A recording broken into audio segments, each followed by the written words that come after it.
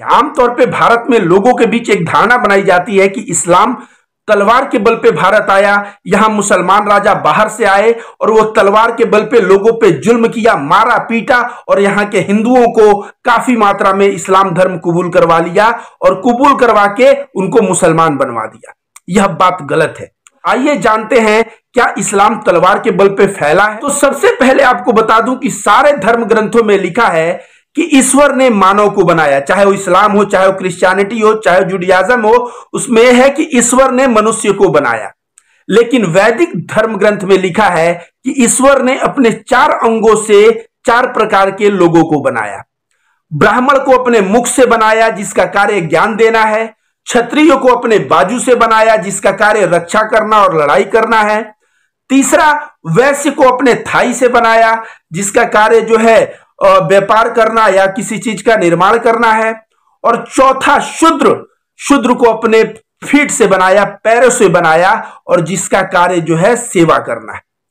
तो जो 4 प्रकार के लोगों को ईश्वर ने 4 अंग से बनाया और इनमें बदलाव का कोई गुंजाइश नहीं है।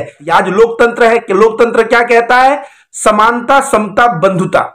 तो जब समानता ही नहीं है, ये वैदिक धर्म के अनुसार लोगों में समानता नहीं है, तो बताइए लोकतंत्र के खिलाफ पड़ गया कि नहीं पड़ गया? तो उस वक्त जो शूद्र थे, जो दलित थे, इन लोगों के ऊपर इतना शोषण था, इतना अत्याचार था कि वह शोषण और अत्याचार आम शब्दों में बयान नहीं किया जा सकता। जब भारत में इस्लाम का प्रभाव आया तो यहाँ पे बहुत मात्रा में सूफी संत आए और स्वामी विवेकानंद ने भी अपने साहित्य में कहा कि जब शूद्रों पे अत्याचार करते थे जमींदार और जो पुरोहित मिलके, तो उनके ऊपर जो अत्याचार होता था तो मंदिर में जाने नहीं दिया जाता था, उनको धिक्कारा जाता था। तो वे सूफी संतों के जब दरगाह पे जाने लगे, तो सूफी संतों से जब प्रेम पाए, सम्मान पाए, तब उनको पहली बार एहसास हुआ कि हम धिक्कारे जाने वाले इंसान को प्रेम और समानता पाने का भी अधिकार है। और इस तरह से वे लोग इस्लाम के बारे में जाने और बहुत मात्रा में कहा जाता है कि दलित जो है इस्लाम में कन्वर्ट हुए। और यह कन्वर्ट तलवार के बल पे नहीं, बल्कि एक तो सूफी संतों के प्रभाव से और दूसरा पुरोहितों और जमींदारों के द्वारा जो उनका शोषण हुआ था, उस शोषण से बचने के लिए उन्होंने देखा कि यह असमानतावादी नियम है। और इस्लाम के जब सूफी संतों से इंटरेक्शन किया तो सोचे समानतावादी धर्म है, और समानतावादी धर्म समझ के वहां पे सूफी संतों के साथ वे लोग जाके इस्लामिक हो गए।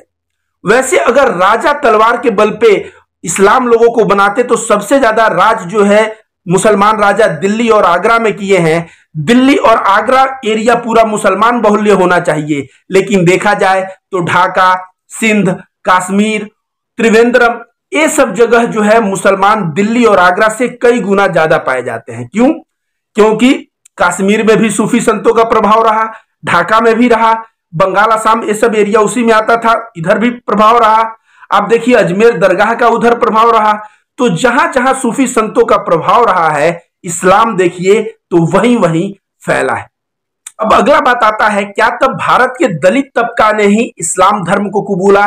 क्या और वर्णों और जाति के लोगों ने नहीं कबूला? तो मैं बता दूं कि तमाम ऐसे भी लोग हैं जो सूफी संतों के प्रभाव में आके अच्छे जाति से होते हुए भी उन लोगों ने इस्लाम धर्म को कबूल किया। दूसरा कारण एक है, हर एक समाज में अवसरवादी लोग होते हैं। जब राजा मुसलमान होता था तो अवसरवादी लोग जो है अवसर का फायदा उठाने के लिए कि अगर मैं भी इस्लाम बन जाऊं, मैं भी मुसलमान बन जाऊं, तो क्या होगा, राजा के नजर में मैं थोड़ा उठ जाऊंगा, मेरा पद बढ़ जाएगा। और इस तरह से राजा को खुश करने के लिए और राजा से अपना सुख सुविधा पाने के लिए लोग ने इस्लाम धर्म को कबूल किया, लेकिन वो जनसंख्या का कुछ परसेंटेज। लेकिन कहा जाए भारत में यह राजा तो आए 11वीं सदी में। 11वीं सदी में राजा आए तो सबसे पहला यहां मस्जिद है, वह 7वीं सदी का मस्जिद है, चेरुमल जुम्मा मस्जिद। तो आपको बता दें कि यहां पे अरब के व्यापारी आते थे समुद्री मार्ग से और यहां व्यापार करते थे, मालाबार तट से आते थे और उधर केरला और उस तरफ के एरिया में व्यापार करते थे। तो वे लोग जब आते थे, व्यापार करते थे, तो उनके लिए एक मस्जिद बनाया गया जो चेरुमल जुम्मा मस्जिद। और उनके मेल मिलाप से, उनके ईमानदारी से, व्यवसाय में जो ईमानदारी बरतते थे, उसे देख के भी लोग प्रभावित हुए और लोग प्रभावित होकर आपसी मेलजोल में उस एरिया में इस्लाम फैला। बहुत लोग ऐसा कहते हैं कि जजिया टैक्स जो है मुसलमान राजाओं ने हिंदुओं के ऊपर इसलिए लगाया ताकि हिंदू मुसलमान बन जाए। तो याद रखिए, जो अगर मुसलमान है उसको जकात देना पड़ता है 2.5%, आमदनी का 2.5%, लेकिन जो जजिया टैक्स लगा था ये 1.25% लगा था। 1.25% मतलब जकात के आधा। मतलब अगर आप मुसलमान हैं तो आप 2.5% टैक्स देंगे और अगर आप हिंदू हैं तो आप 1.25% टैक्स देंगे। तो 1.25% टैक्स किस लिए? राजा इसलिए लेता था कि आप उसके प्रजा हैं, आपके लिए वो सड़क का निर्माण करवाता था, कुएं खुदवाता था। इन कार्यों में जो पैसे लगता था उस पैसे के लिए 1.25% जो है जाजिया टैक्स लगाया गया। तो आप ही बताइए कि अगर जाजिया टैक्स जकात से कम है तो कोई क्यों मुसलमान बनेगा? अगर ऐसा रहता कि जाजिया टैक्स तुमको देना है 10% और मुसलमान हो तो जकात देना है 2.5%, तब लोग सोचते भाई 10 रुपया क्यों दो, 2.5 रुपया दो, और 2.5 रुपया के चक्कर में वे इस्लाम को कबूल कर लेते।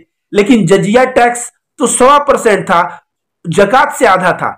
तो इसका भी कोई सवाल नहीं है कि लोग जो है टैक्स बचाने के लिए और जाजिया टैक्स के प्रभाव में आके वे लोग जो है जो मतलब उससे प्रेशर में आके इस्लाम धर्म को कबूल किया। यह बात भी गलत है। ऐसा कहना कि राजा बाहर से आए, एक हाथ में कुरान और दूसरे हाथ में तलवार, कुरान एक्सेप्ट करो नहीं तो तलवार से मारेंगे, ऐसा इतिहास के साथ धोखा देना है और ऐसा बात इतिहास के किसी भी पन्ने में आप कभी नहीं पाएंगे।